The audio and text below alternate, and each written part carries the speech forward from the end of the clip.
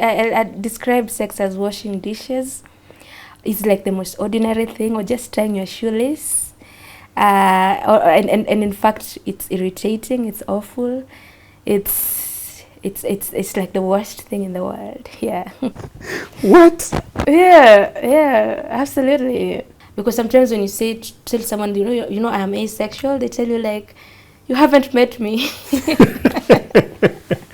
There are those who tell you that. Have powers. And when I was sitting in my room, I saw like 4 people with leather jackets. Again, this is the diary of a crazy girl. So I was normal prior to that. This is the experience that led me to madness. Tuko family, happy new year. How are you doing? I hope you enjoyed the festivities. We are back in business like we never left. We do this year proper way. And today's conversation, the first conversation of 2026, is quite philosophical. It's thought-provoking. Our guest today is Dora Moragwa. She is a lawyer. She also describes herself as asexual. She will tell us all about that. And she will take us through her spiritual journey. Dora, welcome to Tuko. Thank you, King Ore. Kindly introduce yourself to our audience. Thank you so much, Mr. King Ore, for this opportunity. My name is Dora, and I am a novelist and also a poetry anthology author. I'm a lawyer by profession. That's what I have majored in. That's my profession. I am a civil rights activist. I'm majorly interested in constitutional reform as pertaining to the progress of our country to perhaps match up with, countries like Singapore or others. Yeah. Okay. We are heading to Singapore. Yeah, perhaps better than that. Yeah. Now, I saw your bio and I was interested in several things that you mentioned. But let's dive right into it because that is your comprehensive introduction. When was the last time that you dated? Or are you currently dating? That is a good question. Because dating to me has been quite, I've had a different journey than most people. So I haven't really dated for a very long period of time, but I've been interested in having a friend perhaps, or, the possibility of having a long-term relationship, doing life together, the collaboration that comes with a relationship and convenience, but it also has to do with a lot of factors. Yeah. I ask that because you describe yourself as an asexual person. So you'll take us through a class to understand this asexual person and how it affects your dating life. So guys, gather your notepads, make those notes. Today we're in class. A philosophy class from Wakili Dora. It's okay. So asexuality is a sexual spectrum. If you look at the LGBTQIA acronyms, the last A stands for asexual. So we are actually a group that is recognized, and a lot of people feel that way. That is why that term exists. So asexuality refers to people who do not experience sexual attraction towards any gender, whether it's male, female, or just anything. That part of their life is just inexistent. So most of these people are averse to sex. And if they were to be in a relationship, then it has to be strictly no sex. So talk about things like lavender, talk about things like marriage of convenience, talk about things like, an asexual kind of brewing kind of relationship.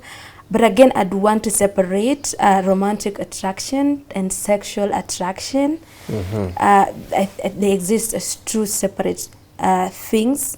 So with asexuality, the main focus is the lack of sexual attraction.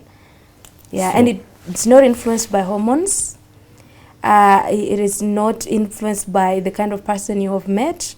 Let's say you haven't met the Miss Prince Charming, you get, or you haven't met the Mrs. Charming. It is something that exists towards all, and you don't have to validate it through sexual experiences. Yeah. So for you, you are asexual. How about romantic attraction? Romantic attraction, well, nice cuddles are always, love that. Nice cuddles, nice, romantic gestures, holding hands. It's just not, it's an outward, relay of affection and love. It does not, it's not really sexual, so that's something I'm into, yeah. Now, let me ask, just hitting the nail on the head, when was the last time you did it? Well, I tried. It didn't work. Tried? Yeah, I did not do it. Yeah, so I haven't done it. So you're a virgin? You can say so, yeah. And do you ever plan to have a family? Now that you want to have a person that you can do life together with? Well, I mean, to think about it, to do life alone is challenging. It's feasible, it's possible. If you're called to do life alone, then by all means do it. There are people who are the jack of all trades, and they can always manage all facets of their life. I think with time, perhaps, if I get some nice person who is also asexual like me, I'm gonna go for it. But in terms of maybe children, maybe, a normal family with blooming life, children, I would say I am more of an anti-natalist. So I kind of believe it's immoral to have children. Really? Yeah. I thought you were a child of someone. How can you be immoral? You yourself are a product of parents. Yeah. So how is that immoral? Are you yourself immoral then? No, I'm not calling myself immoral. When you look at children, the idea of having children, it's not being really pessimistic. So do not take me as a pessimist. Take me as a realistic girl. If you look at the world, there is a surety, there is 100% chance that someone will experience pain and somebody will experience a crisis. So life is an alchemy. It's a mixture, it's a blend between painful experiences, suffering, and a lot of joy. You get? So for you to say that life is worthwhile because of perhaps a little bit of joy is a little bit immoral, because when you're bringing that child to the world, they did not consent to that life, and they're going to experience pain. Yeah. So for you, as an anti-natalist, you're standing in and saying there's just a little happiness in this world, or life is always a challenge. And it's for those who enjoy the challenge, but it's mixed with a lot of pain, the uncertainties in the world, the climate changes in the world, the political unrest in certain parts of the country. Right now we have a state of social media addiction and related issues than in other generations. So if you look at the world, problems are always evolving intergenerationally. So it's like removing a child from a happy place where they existed as an ovum or as a sperm, and bringing them to the world, and they have to face a challenge. And there is no guarantee that you can write their lives. If you are a person who is writing their lives and saying, well, I've written your bank statement, done. So your economic status is already approved, your social status, your life is already authored, everything is beautiful and everything. So I've already structured a pattern for you, and I've alleviated this misery from you. Then it would always be a lovely thing to do. So in an ideal world, it's lovely to have children. In a world that is perfect, I would definitely tell everyone, have as many children as you want, be fruitful and fill the world like the Bible says. But as a realistic girl, the world has a lot of suffering. The world has a lot of pain. It's a challenge Yeah. So you don't want to subject another living organism to that. You'd rather save others from that pain. Wow.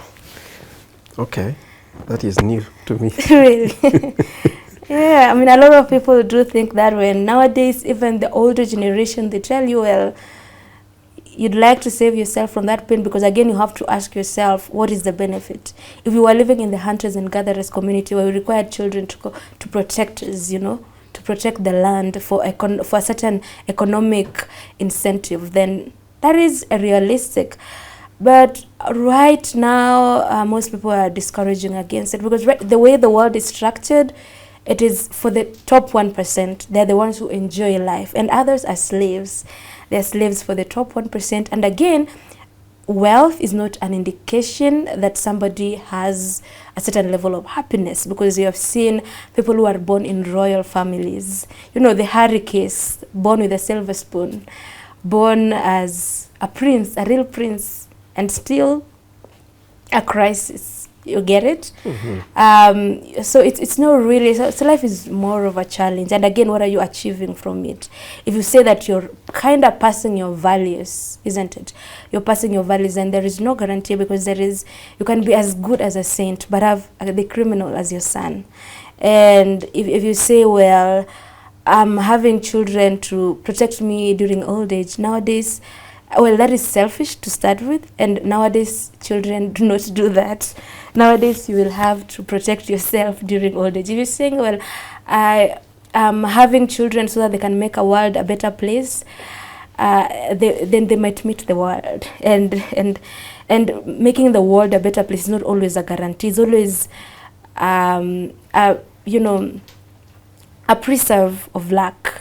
So you might actually make the world a bad place. So again, to pass on your values, it's been tested and tried that people would have children and still, their progeny do not reflect those types of values. Right now, there is a very big difference between Gen X, Generation Z, the boomers, the alphas. Like, there's just a very big opposites. Yeah. Dora, you sound like somebody who has either, I don't want to say that, or be accused of saying that you have detached yourself from reality. Where have you gotten this ideology? Have you gone through something before? No, it's not really going through something. A lot of people make a lot of decisions, perhaps, say they don't want to have children, perhaps as a self-defense mechanism because of the ills that are in the world, because of their own personal experiences, to shield themselves. But I'd say mine is from that girl who looked at the world and saw it as what it was. And I write that as my book, as a contested terrain, as an unfinished story. You get, that the girl who has looked at the world and has seen that, even the systems are meant to turn you into dust. So it could be look like a defense mechanism, but I'm also a consumer of information. And right now, the happiest class of people are, unmarried people, and those ones, those ones who don't have children, they have a lot of economic potential and power to own properties, to make their own decisions, to detach from different environments, to be anywhere they want to be, not to be tied to certain places, certain individuals, certain routines. So they tend to have a lot of power within their hands. And furthermore, I think the statistics at the moment also show that people who have children, they tend to work up to 70 years. Work is not an issue, but they tend to face a lot of issues, and most of them are unhappy. Yeah. Let me take you back a little bit. Have you met people or men who are interested in you and they are not asexual, so they have expectations? how did you deal with such situations? Oh, all right. At first, maybe I experimented with a few men and realized, man, this thing is not for me. I'm asexual. And men, on the other hand, they were, what is the opposite of asexual? Extremely Allosexual. Uh-huh. Yeah, allosexual are people who experience sexual attraction, and it's 99% of the population. So I remember I met these nice guys sometime, and you know, talking, and he just really likes me. But you know, when these people hear you, did you like him back? Oh well, yeah, yeah, damn, I did love him. And when, of course, it gets to asexuality, then you know, that is not something that people are willing to compromise on, and it's understandable. Yeah, so I've met lovely people, but again, there comes a problem where you cannot, it's a mismatch, you know, because of course they have sexual expectations and it's not your thing. Yeah. Allow me to ask, online, I know this comment, I mean the comment section of this interview will be on fire, but I also have to ask, because I see and read things online, and they talk, ladies talk of, oh, I blame ovulation, I don't know what.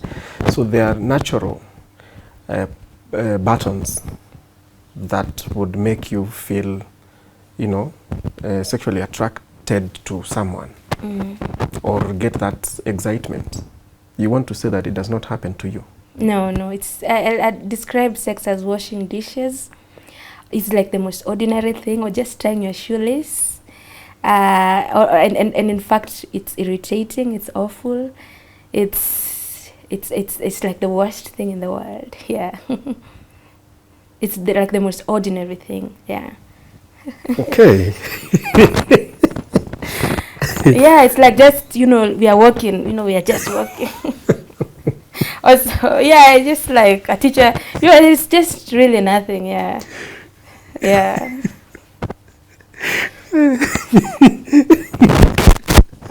What? Yeah, absolutely. It's like washing, it's just like breathing for you. Yeah, it's like breathing for me. Yeah, so like the way people, perhaps, you know, it's just influences them. They have to breathe a certain way, you know, it just influences their, you know, their psyche, and they're just into it like a drug. And their body reacts, and everything about them, you know, it glows to the idea of sex, just not in me. Where do you come from? Are you from Earth? I'm from Earth. This Earth, this ground, Kenya.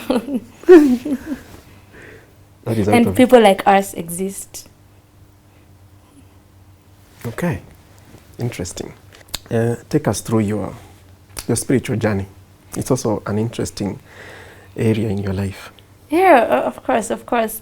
I think spirituality is a very important aspect of a person's life.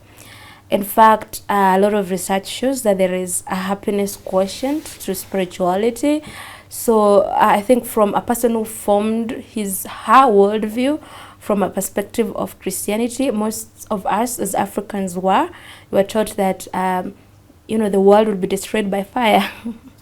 And those people who do not believe in God, they will burn. And some will be taken to heaven. So that is how we looked at the world. We looked at the world in terms of black and white, right or wrong. But I had a specific period in my life where I had to do a lot of undoing in terms of my spiritual understanding. And that, you know, includes changing my worldview. And because of how I increasingly looked at the world from a spiritual lens, it made me to have a spiritual psychosis where I had certain hallucinations. I had certain types of, you know those divine things. Tell me, give me an example. That you believe are from God. What so an example of my spiritual psychosis journey is when I fasted for 15 days. I just locked myself in a room and fasted for 15 days. And afterwards, I was seeing writings on the wall for the whole year. And I just couldn't understand what those writings are. Remember, at this time, I'm in school, I'm studying, I'm attending classes, I'm talking to people, I'm completely okay. But unbeknownst to everyone, every day in the morning, I see writings on the wall, and I just can't figure out what they are. And that also makes me to try and seek this knowledge more and more. Hold on. Were they in a language that you can understand? No. What language were they in? I cannot figure out. That was the problem. I did not understand them. And I really, really wanted to understand them. Why were you fasting? Yeah. So I was, well, let me just take you a little bit back. So I'm this kind of a dreamer. You see, like Joseph, like people in the Bible, I am this girl who has dreams. So at that time, I'm just in a Christian. So again, maybe I'm alone and I'm dreaming while I'm trying to collect oil, and like my bottles are too tiny, they can't hold enough oil. And when I'm going to church, it's actually an anointing service, and I kind of miss it out. So you see, you kind of start to see life in a certain way. It kind of like your dreams are translating into reality, and so soon you become very far removed from reality. You're all right. So you start looking at the world from more of a spiritual lens, because everything about you is spiritual. You see spirits, you see writings on the wall, your dreams are coming to truth. And then when you go to church, they're telling you to fast so that you can hear from God, so that you can have this spiritual power. And then you start to going to fast, going to prayer centers, locking yourself in a room, having regular night vigils, and those things gradually start having an influence on your mental health. And on that influence probably would be, well, perhaps this thing did not come to pass because I did not fast. Let me fast again. Perhaps if I do not fast, then I will not get this outcome. Perhaps if I do not fast, then I will be spiritually weak, then I will be susceptible to spiritual attacks. So then your world starts to shrink to just a certain lens, and that is spiritual. And you stop to look at other factors. You get that even without prayer, people in the world still experience challenges and still experience victory. Like the human experience is still the same for all of us, regardless of whether you pray or whether you don't pray, because it's not like, let's say, a certain sect of people, let's say Muslims who Swahili, they have a different life completely than the people who don't. It's almost the same. There are poor people in those sectors, like let's say Christians. You wouldn't classify and just say, Christians have the best blessings, they have the best education, they have the best employment, they have the best, they have understanding in terms of spirituality. It's still the same. So it's kind of dangerous when you are looking at the world from just a spiritual lens. I remember in hindsight, when I look back retrospectively, I feel like there is a certain period where everything about my life was spiritual. I remember at one point going to town and buying just a smoky pasua, and I'm eating that smoky, and then I say like, boom, I forgot to pray, eating this smoky. And then it just really affects me. I feel like I'll have a bad day. Can you imagine? So such things, just tell me that, no. Dora, you had a spiritual psychosis. Yeah. And then, it evolves more to going to churches.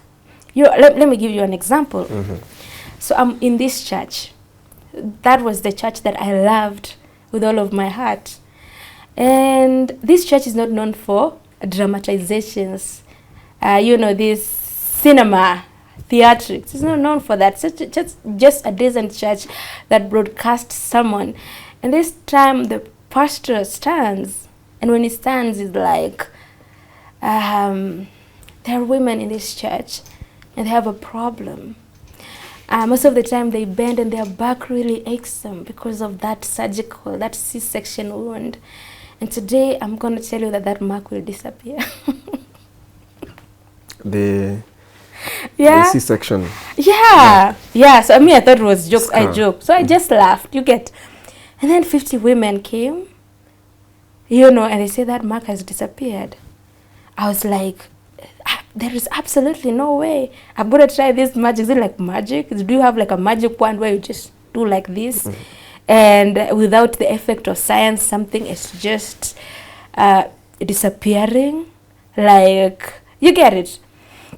So I remember I saw almost 100 women coming, and even the pastor was like, can you go and get these women checked? And the ushers come in and say, that mark has disappeared. And the way they are crying, and the way they are rejoicing, and the way they're, it just cannot be true. So I went to the altar and say, I think my mom has that mark. Though it is healed, but that mark, physical mark is there. So if it disappears, then I'll definitely bring a statue of this man of God and take it to my house, and then I will be worshiping him. Now I'm just saying, if really you can make people's mark disappear, you're not human. So I go and he says, be healed in Jesus' name. And because I was in that cloud, my mom was shocked. I just called her. I'm like, Mom, this, can you check your mark? I was like, what are these? What are these, Dora? What are these? What are these? Have we gotten to this? This is pure insanity. And she calls me and says, it is there. If you want to know, it is still there. I go to the man of God, back to the altar. I'm like, the mark has not disappeared, and I'm dead serious that he has to perform that miracle. If he says he truly does it. The man of God again says, be healed in Jesus' name. You get? And I go back and call my parent. And then they say they have not been healed. So again, when I started to look back, I feel like I was in a certain particular faith that emphasized, I'm not saying that miracles are not real. At least, miracles can only be experienced in faith, or they can only be explained from a faith perspective. Because for a miracle to exist, the definition of a miracle is that it cannot fall under normal grounds, all right? So it is supernatural, all right? So well, if miracles exist, then I'll say that first I haven't seen a lot of in the magnitude that they are presented, and I feel like that emphasis of miracles, usually just one person, that is jumping, but you not see a lot of people jumping. So the question is, in the biblical times, Jesus healed everyone. When Peter was passing, his shadow healed everyone, even those who did not have enough faith. And right now you only see one person, so you're like, well, I just want to understand. I'm not questioning this thing. I'm not saying that it cannot happen. I would love for it to happen. It would be such a beautiful thing if this thing was real. But if you're practicing Christian theology, then everyone ought to be healed. You get? And again, can we put ourselves as gods, or as creators, or as authors of life, who can rewrite any misfortune, or isn't it? Who can rewrite anything? And we know too well that you can't alleviate a misery or pain or certain unfortunate experiences from a human life. So for you to claim that you can alleviate all misfortunes, that any misfortune is perhaps a demon that has a hold on you, and that magic that you're presenting is not applicable to everyone, then I think believing in it is having a level of spiritual psychosis. Yeah. Now, Dora, at that point when you realized that the C-section scar will not go away, did you shift your faith? Yes, I did. Because when I was calling, when I was making that call, I was sure. The man of God, I said, he is sure it will disappear. I did not know it was a matter of faith. It was a matter of distance. It was a matter of belief. It could be influenced by any setback. This was a done deal. And when I had that call that it was still there, I knew for sure that I could not believe in miracles wholly, or people who present themselves to be miracle seeking. Again, I'm not saying that my faith was solely based on miracles. I was a Christian reading the Word of God. It's just that for me, I had experienced certain things that were not normal. So when you are experiencing a lot of things that are not normal in your life, and somebody claims to do abnormal things, you're in the same WhatsApp group. In the So same you're realm. so you're like, yeah, this is true. So I know I've experienced a little bit of it, so this is true. When I was a Christian, I'm not saying that I'm not a Christian. I think I have more of a universal faith.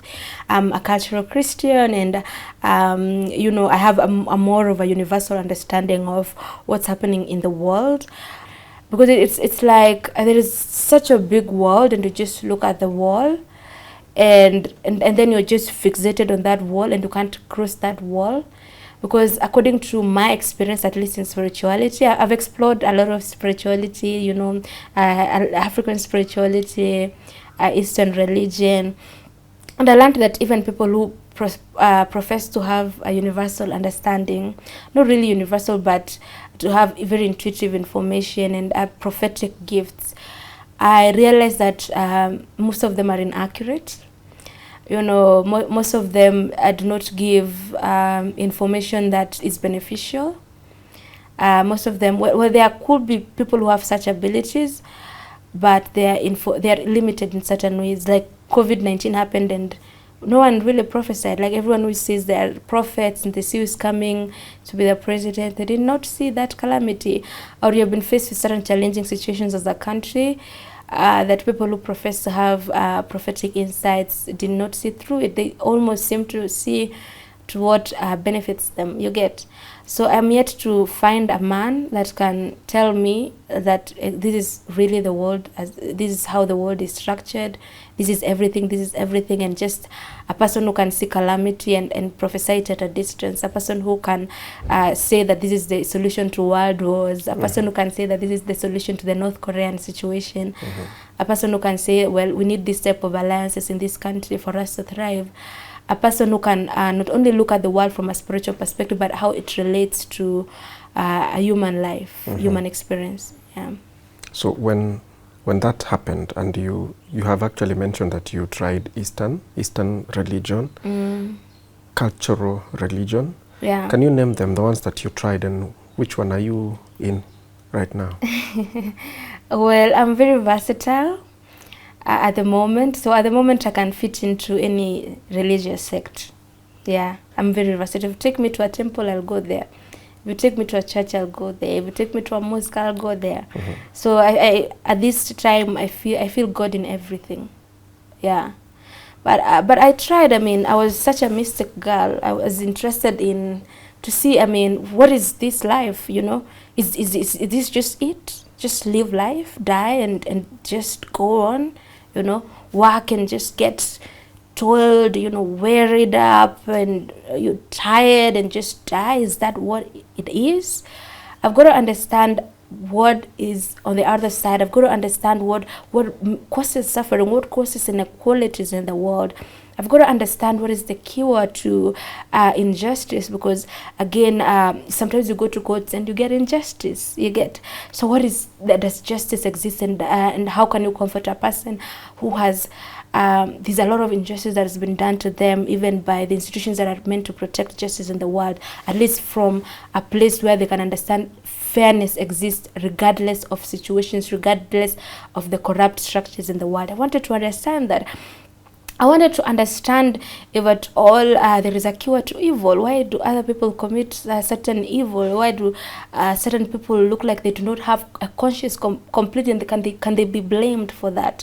Can we point fingers at them? Is there a solution? Is there order? Is there goodness? Is there love somewhere that is waiting for us? Is there something beautiful that really just makes the world, as much as it's a mixture of shades and gray, that just blends it together? Is there hope? And so at first I just looked at the world from an Eastern perspective. So I was interested in Vedic astrology. I studied a lot of Vedic astrology, and I could easily Vedic astrology. And I could easily predict people's future. Like for me, I could predict my own perfectly very well. I know how it sounds, but it's scientific. It's not like spiritual. It's just scientific, where you know that perhaps you have Mars on your 6th house and it's debilitated. And what does debilitated Mars means? You will be fighting for the wrong things. You'll be fighting people. You have lost me. Yeah. So that is just a little bit of astrology. You get.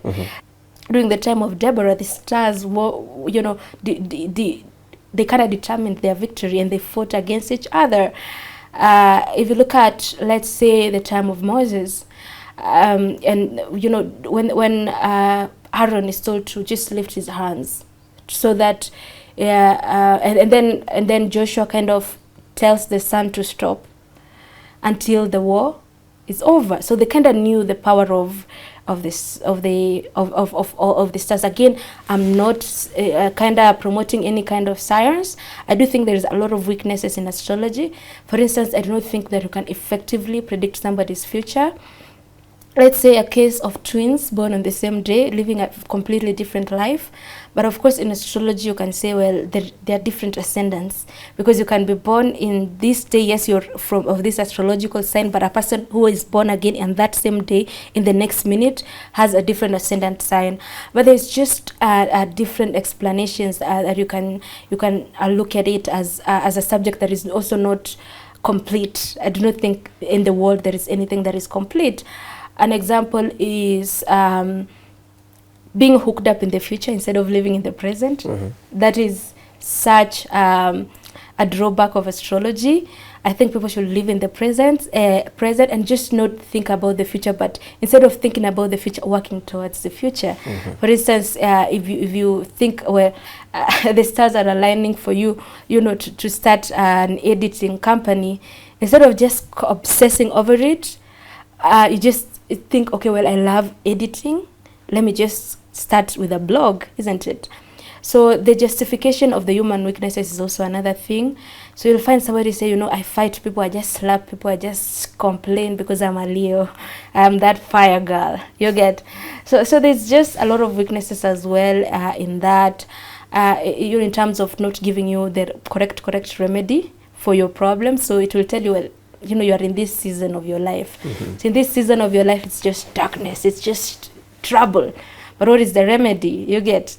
And those remedies mostly don't work. And even the best astrologers in the world who can look at you and say, well, you're born in this day and this day time, you'll see that their life is not kind of also okay. You get? No. So, yeah.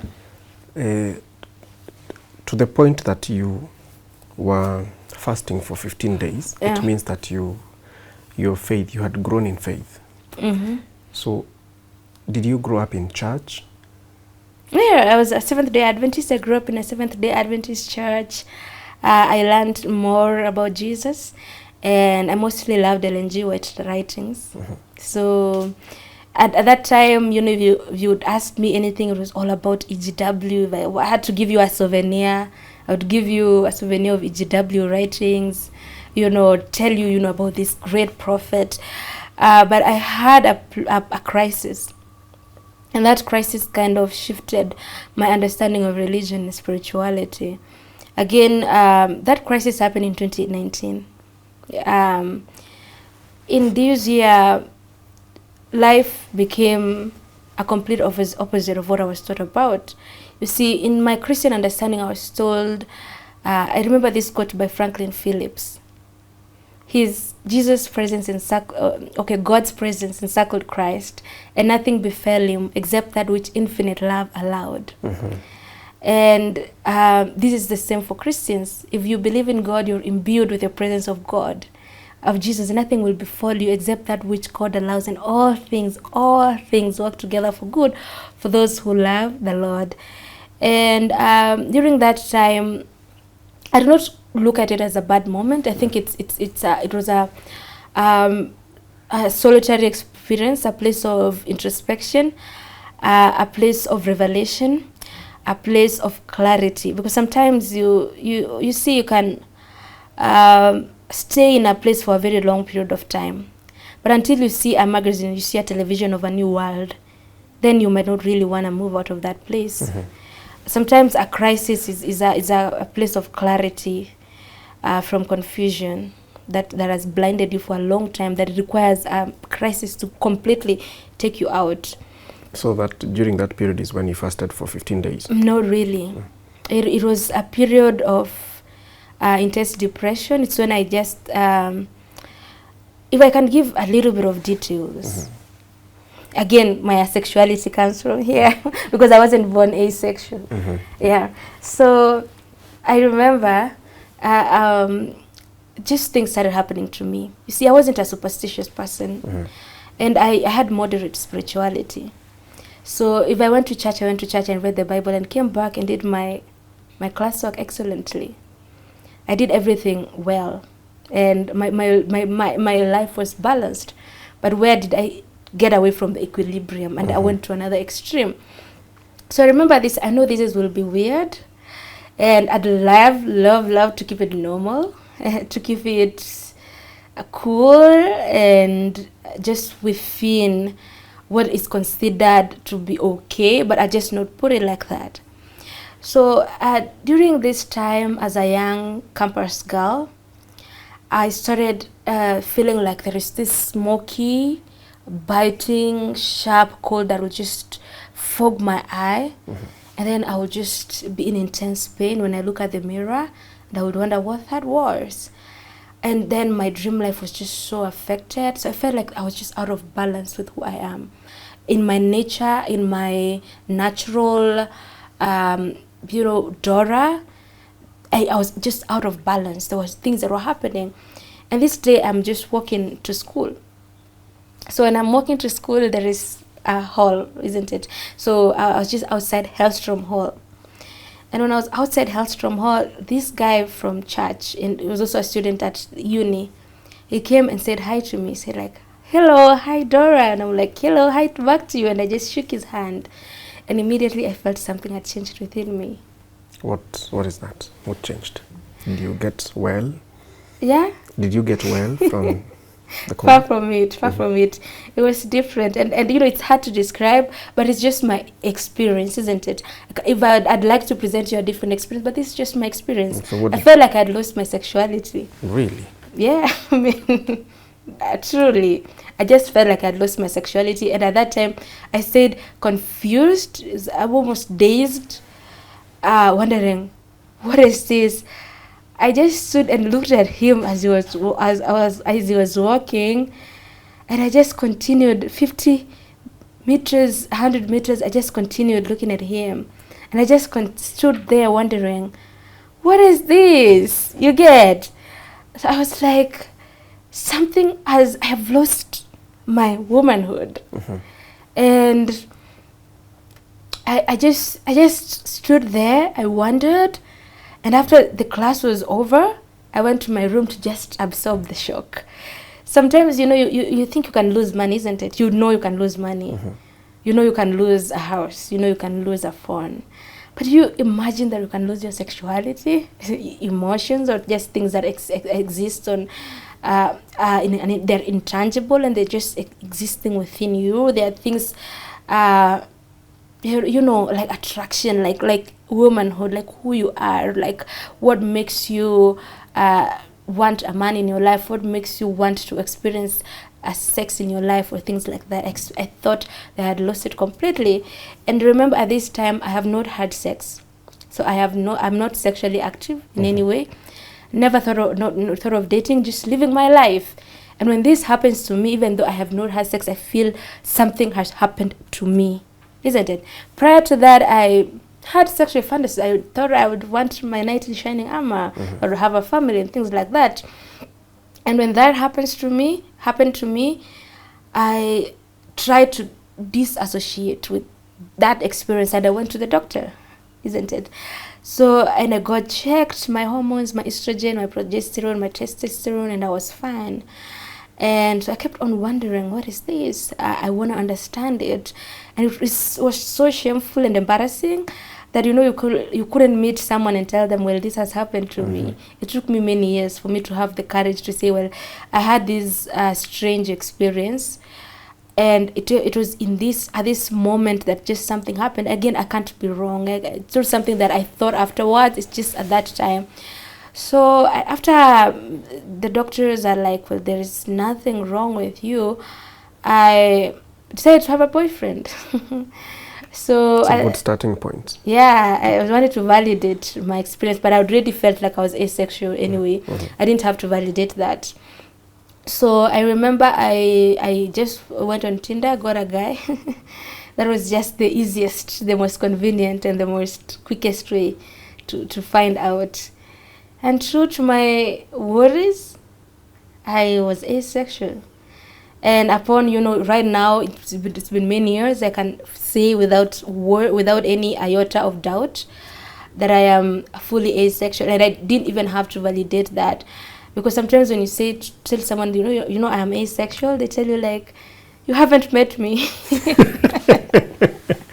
There are those who tell you that. I have powers. I started being open this year, telling people, I am asexual. And some dude was like, no, you haven't met me. So, yeah, so there are people who believe like that. So I didn't even have to validate it through sex. I already felt that, and it's not like we had intercourse or anything. I just, felt like, yeah, this is it, for me. But okay, that was just not the strange experience only.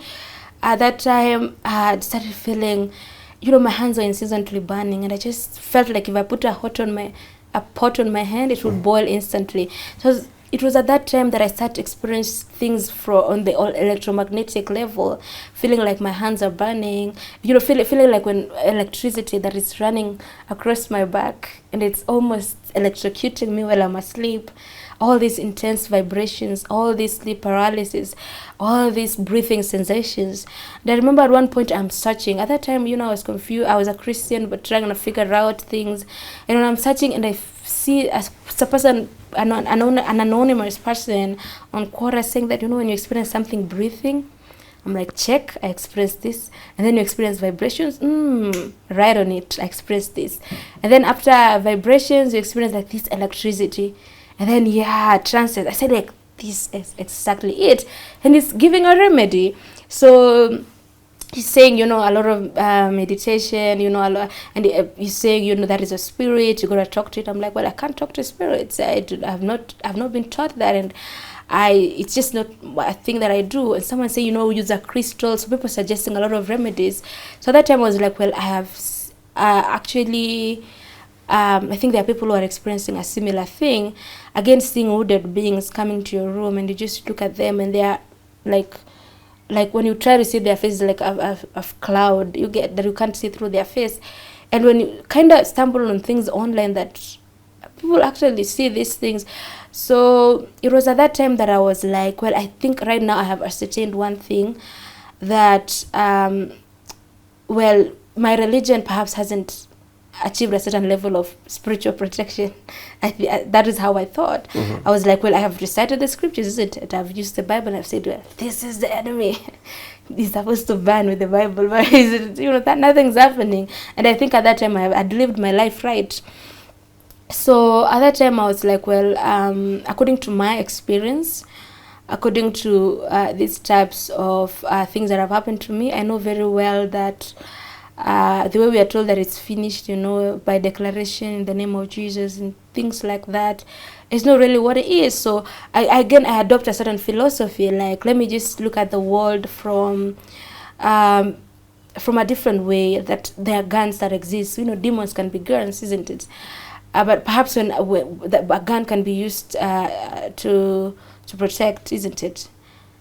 Again, I'm not saying demons can be used to protect. I'm saying, you see, in the world there could be kills, but there is also cactus, there is also poisonous thorn apple, but they all exist. Okay. Yeah. So at what point did you now become healed out of the spiritual psychosis? Actually, I got mad. Okay. Tell us about that phase.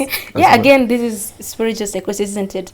And when spiritual psychosis progresses, it can bring madness, isn't it? So again, madness is more of having hyperactive nerves. You get, to me, perhaps you're thinking a lot on this, until you start developing your own voices. You get, so perhaps you're perhaps this is exactly you just so when you're so there is this quote, when you stare into the abyss a lot, you begin to see light. You get? So that is the possibility of the imagination. And we might look at this Tuko and look at it for 2 hours. This you might just look at this red chair, and then start seeing, well, there are contrasts after some time. Start seeing, well, there are I think it's rounded, and I think when you start seeing, no, you start seeing things that are not there when you're so obsessed with something. So my mad story. So prior to that, I can detail again my spiritual psychosis. There is a time that I believed a calendar would protect me. That again is spiritual psychosis. In religion, it could be allowed, isn't it? It could be like that's physical contact between the altar and your house. You get? So this time I'm going to church, and when I'm going to church, I am told, the pastor announces, see, if you're facing spiritual warfare, intense spiritual warfare, that even people come in your house, many people, and you just feel like there is no zen, there is no state, there's no beautiful ambience and favorable energy. Just take this calendar in your house. It's like the point of God. That's the altar in your house, and I take the calendar. And when I take the calendar, I sleep like a baby. Yeah, and you say that, well, that's the placebo effect, but I trust true to the pastor's word. I sleep through the word as good as a baby. And afterwards, after 2 weeks, I'm coming back. I find my calendar is missing. So I go to the caretaker. Well, where is my calendar missing? I think you might have the master keys to all the rooms. And she's like, no. And I think during this period, I started feeling like there is this earthquake, these vibrations, it's like it's almost, inabomoa nyumba, it's almost breaking the windows. And I'm like, what is this? And I start having things really, trances, a lot of trances. So I go home, I go to the prayer center. I say, let me go to the prayer center and just seek more spiritual answers by fasting, prayer, being in the community of believers, being in a community where the word of God is spoken. And as the word of God is spoken, then I have a lot of positive proclamations over my life. And this cloud fogs just goes away. So I go to Heaven's Gate Prayer Center. Of course, there are all these hills where people go and pray and just say their problems. So I went there to pray, and then I went back home.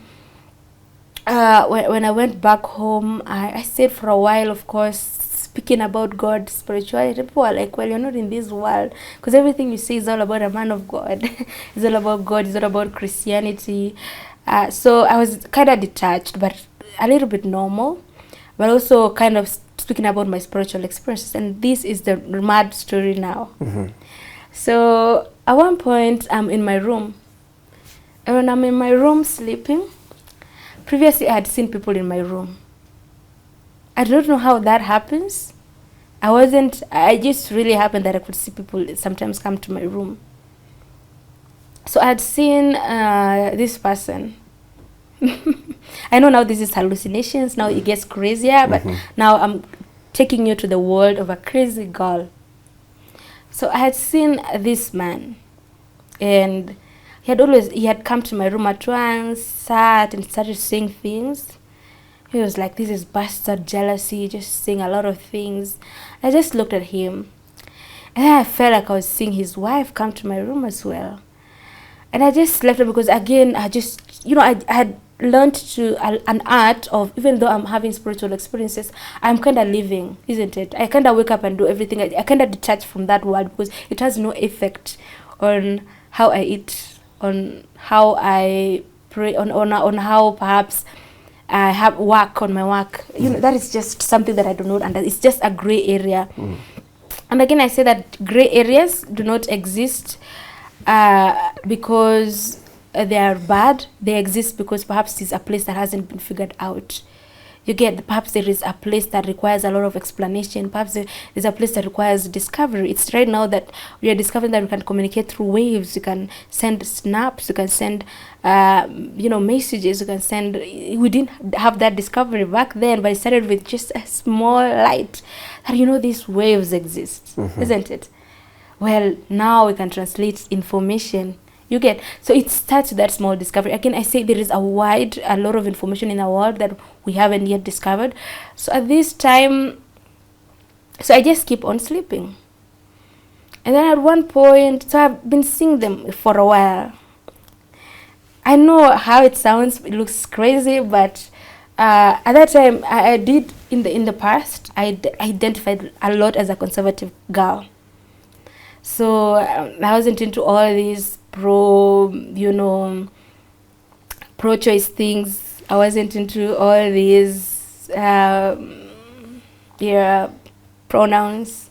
I was more conservative. Like I was that. And even in class, if you met me and asked me questions, I would just tell you what I believed in, because I believed in saying your mind, and there is a satisfaction that comes with that, or there's a satisfaction that comes from living a life when you're true to yourself, and you're not really afraid.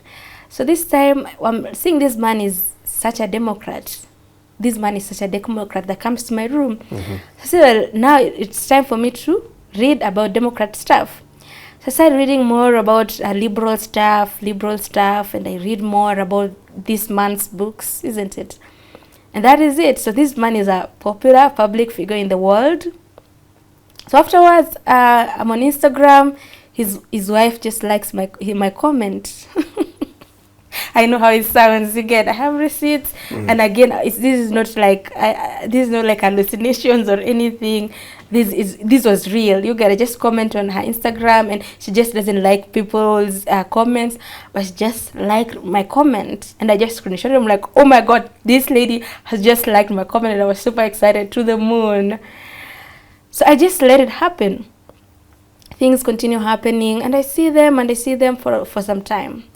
So this time when I was sleeping, I started feeling like I always had these trances. I started feeling like I'm in a concave lift, isn't it? So a concave lift, like you see a posho mill.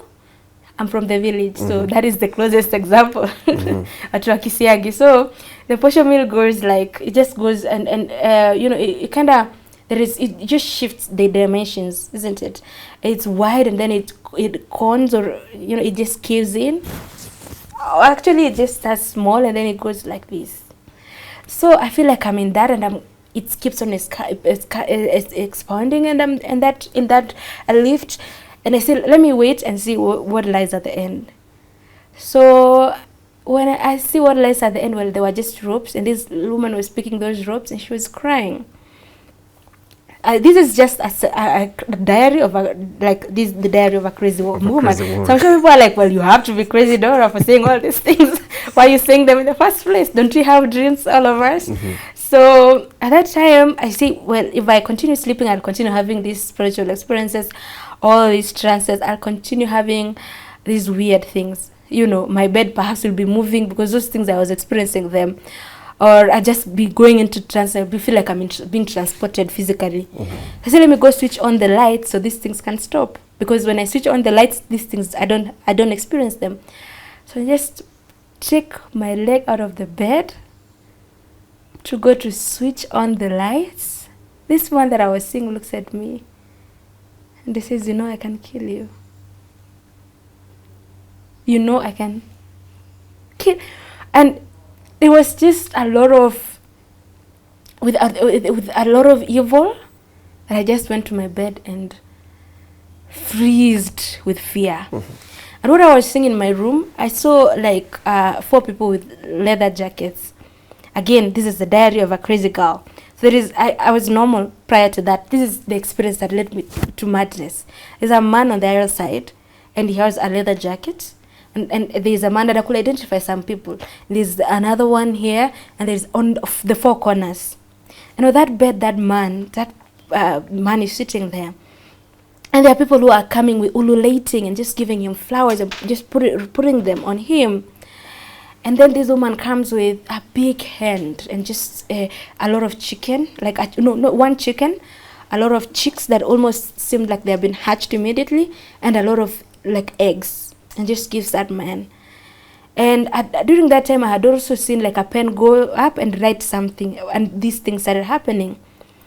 So me, I just see like it's just a normal dream, isn't it? That was happening in real. You get, it's just a normal spiritual experience. I just wake up, I go out, I'm going to wash the dishes, I'm going to just continue living my life. The normal dishes, not the one that you equated to. No. Yeah, those ones are on the racks. Okay. So I wake up and I'm like, I'm gonna go and wash the dishes, continue, prepare breakfast. So I continue to wash the dishes. I'm hearing very bad voices. This man is like saying the worst things ever, like the bad things, the most evil things. I say, well, I think I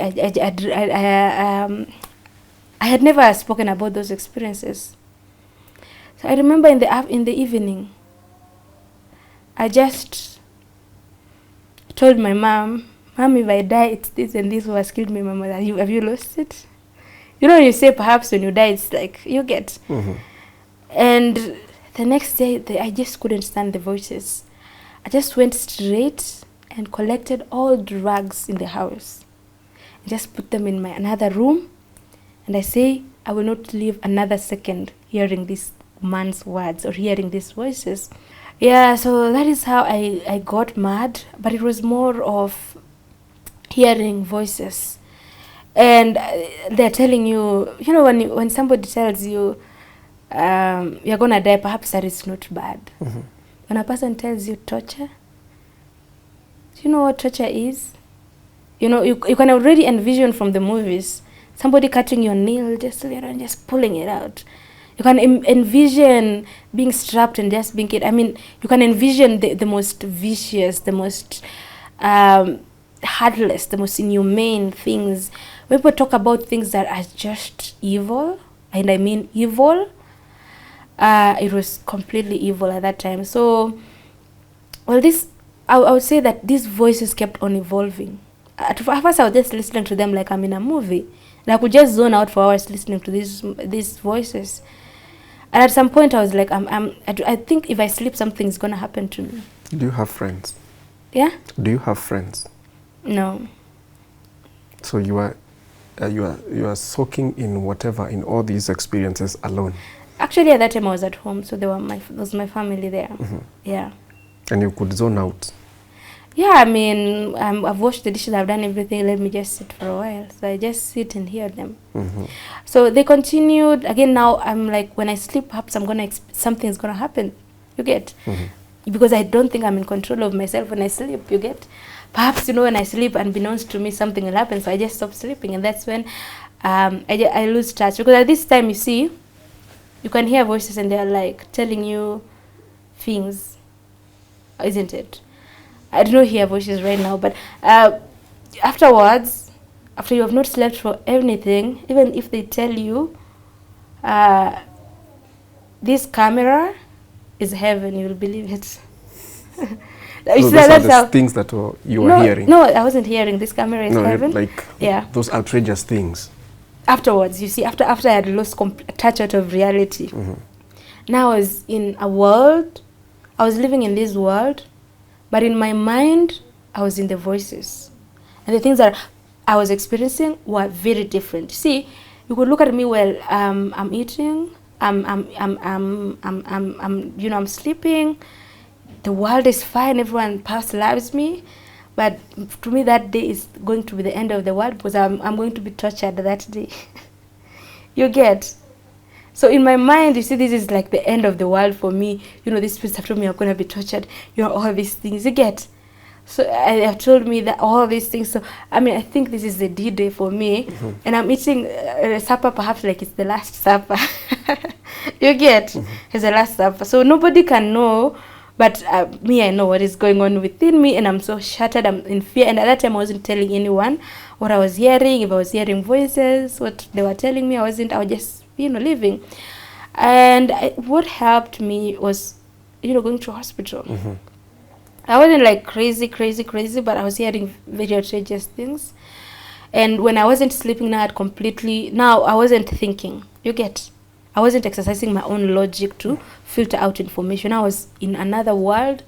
And I had these voices like consecutively I was on autopilot for all that time without sleeping. So of course, you know, when that happens, there's no resting. Your brain becomes so hyperactive that now you can start thinking that this earth, the whole earth is a ribbon. You get, or the whole earth, or perhaps, I don't know, you can just start thinking the most outrageous things. So I remember at that time, yeah, of course it was prayer intervention and everything, but it just didn't really help. And I think I'd gone to one hospital, didn't really help. But when I went to this hospital, I was like, told the doctor, I just want to sleep. I just want to sleep. I have never slept for a very long time. You can just give me a sleeping injection. You can just give me an injection that will just slow me down so that I can sleep. Because on my own, I fear sleeping, isn't it? I fear sleeping, that perhaps something's going to happen to me when I'm asleep. But if you're going to give me that drug, I will not have control over my sleep. It will just come and I will just sleep. And I remember just sleeping and waking up fine. And the torture ended. The voices were over. Well, there were things they said. Perhaps, you know, let's say. Has any of the things that they said happened afterwards? I think, let me say the aftermath of my madness. I completely lost my spirituality. My pursuit for spirituality, my desire for God. You get, for any like form of supernatural explanation. You see? So, while in the past, if I wasn't a Christian, I was this girl who is just studying, doing yoga and meditation. If I wasn't, I was in this African spirituality, researching. If I wasn't that, then I was this Christian who was praying and fasting and giving things irresponsibly to church because, you know, of that gospel. If I wasn't, I was just this girl who was doing night vigils and just declaring scripture after scripture. You know, it just died. So I remember, this is something that I never thought it would die. You get? So what replaced it? It's like I was normal now again. It's like what I was in the past, what I had in the past was a drug. And that drug was completely out of the system. I remember going to church. I went to church and there was sermons. I was like, well, I'm here for entertainment. Isn't it? I'm just here to listen. It's just normal. It's just like a class, you get. And then I wasn't feeling that anymore. I was like, what about these churches that I used to go? And they would talk about the Holy Spirit in such a dedicated manner, saying it from experience. And I would always want to have all those experiences and always pray. And when I went to those churches expecting to feel the thrill, the high, I was almost laughing. You know, why is this man saying this? These things are outrageous. Why is this man saying that somebody died in his conference and they resurrected that man? So, you know, I mean, why is this? Why are they praying like this? You get? Why are they doing all these things? So I remember I kind of, I kind of, you know, had a sense of, well, I could pray to God in my heart, but not like the intense spiritual practices that I used to have. So that was what happened afterwards. What replaced that force that you had, that spiritual hunger that you had? I'd say I gained sanity. Sanity. Yeah. And now when I look back, I think, well, Dora, you had a spiritual psychosis. That is the only thing that I can say. When I look back, I'm like, now I'm in the real world. In the past, I was insane. Now when I look back, I'm always like, Dora, you get, what is this? What are all of these things? What is this? What is this? What is that? What is that? And so I kind of disconnected from the pursuit of spirituality, and no other spirituality replaced it. So I just said, well, I know bad things happen and it's okay. I have no control over certain things and it's all right. So and some these things happen, and it doesn't mean that I have to pray, you know. Things just happen.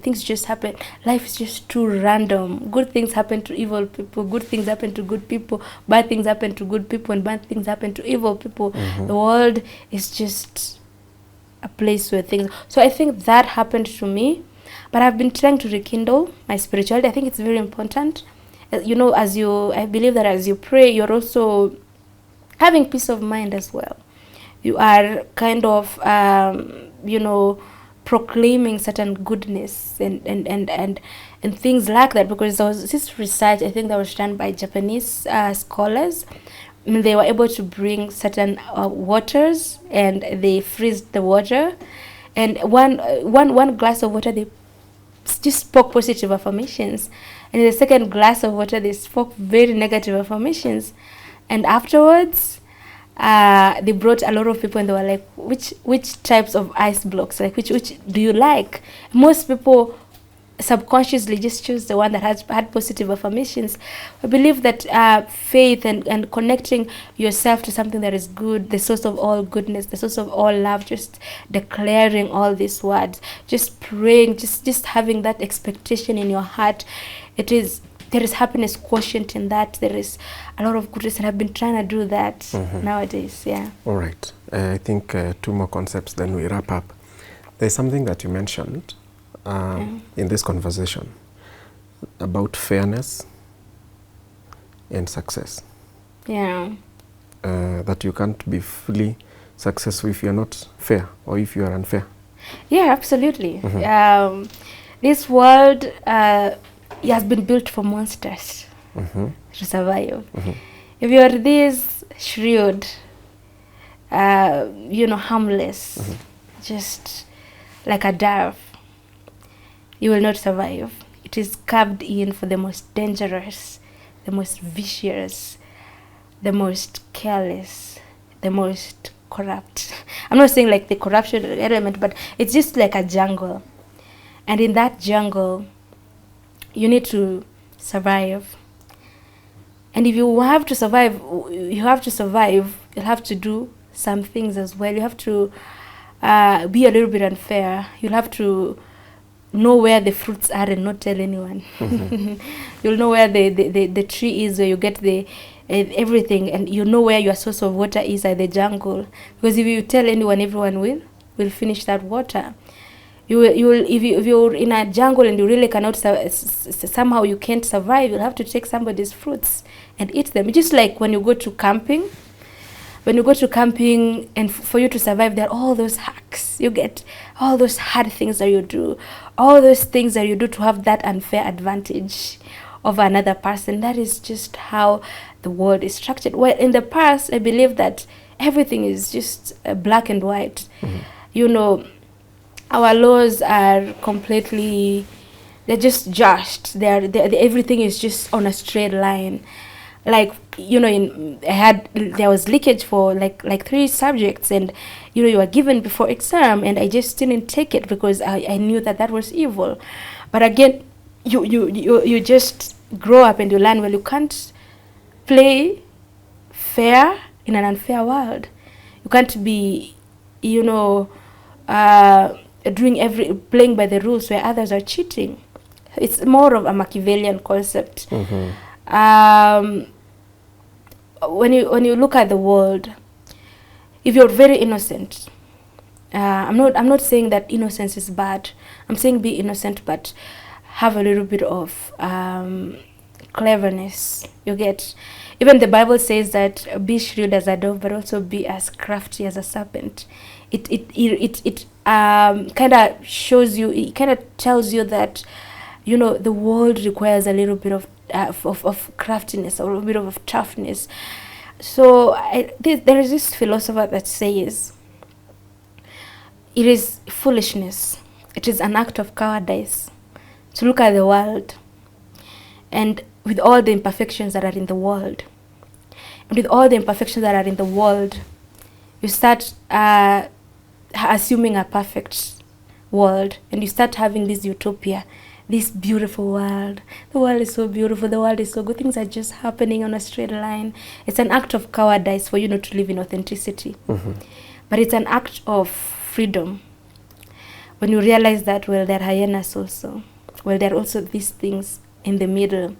There are all these things that exist, and that makes the world what it is. And the survival element exists in the world.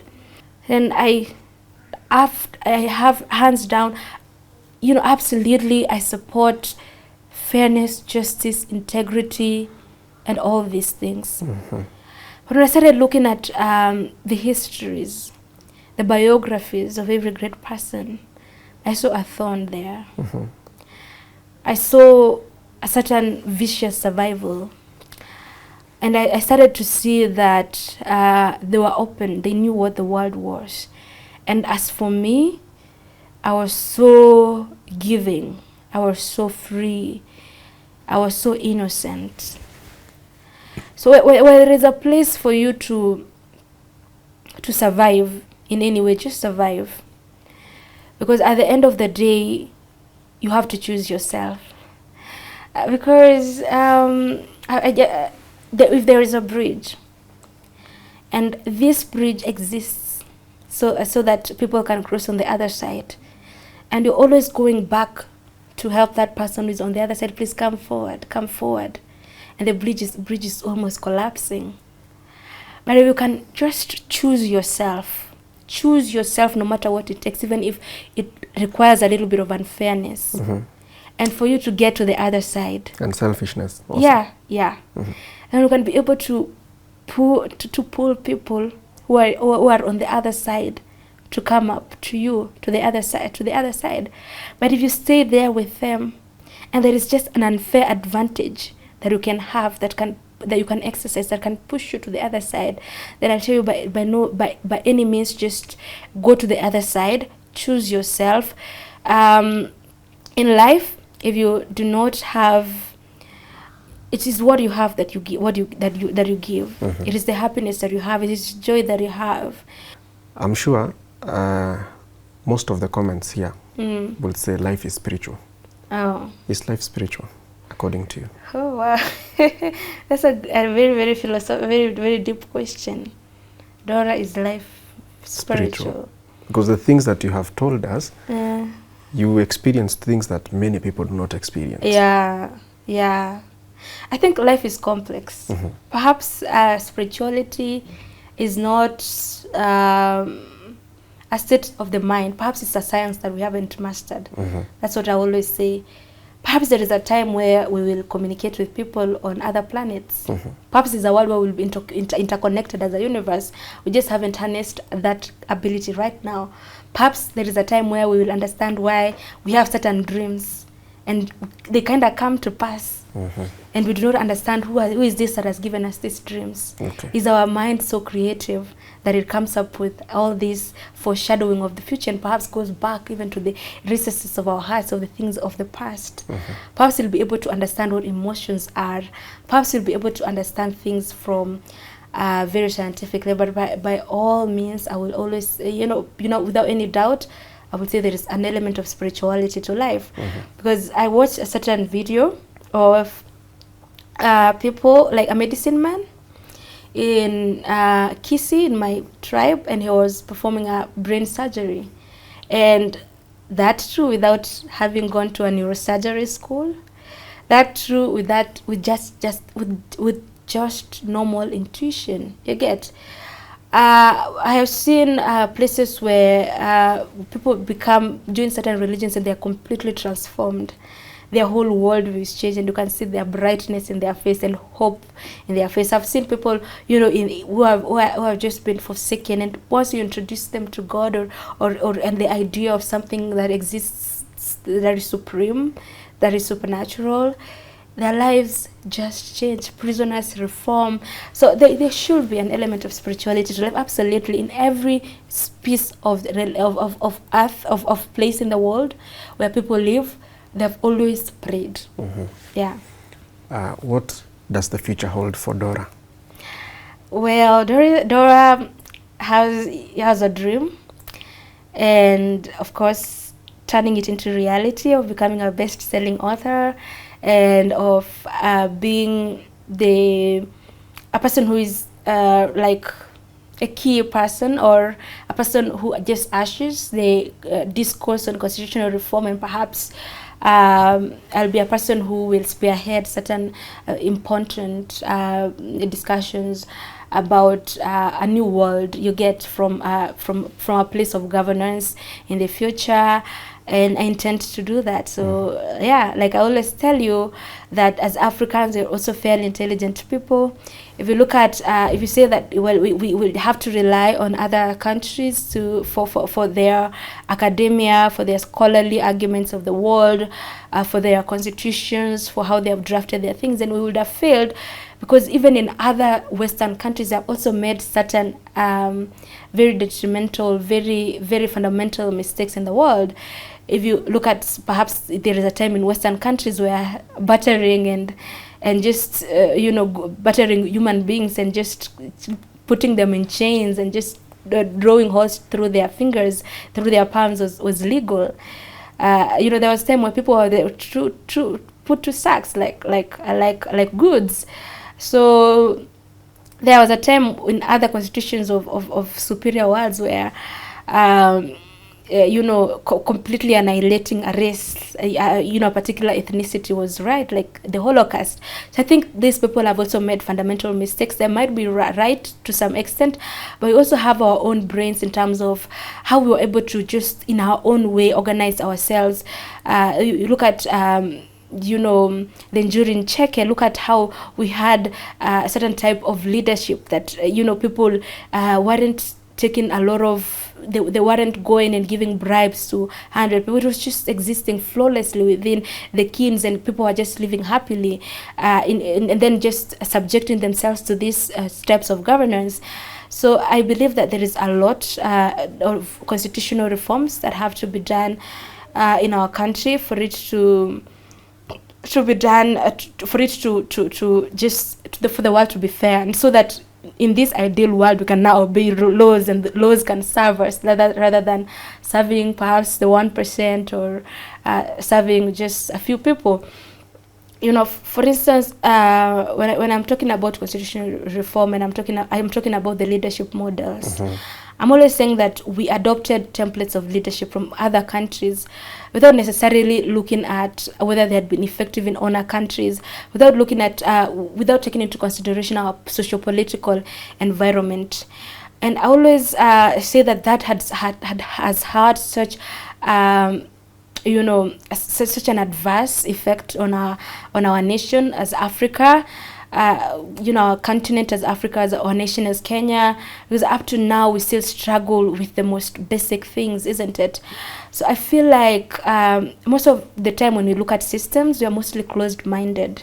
So we are looking at systems in terms of, hey, this is rigid, this is permanent, this is meant to be for the rest, for 200 years, for 300 years. You're protected. It's of course it's protected itself within the constitution and even the amendments. Like right now, if you want to envision a referendum by perhaps a popular initiative, it's just a big process, 1 million votes. But I think we have been shallow-minded in that regard, where we have tied our hands, and we haven't said that let's try this system. Okay. How many novels have you written? I have written one novel.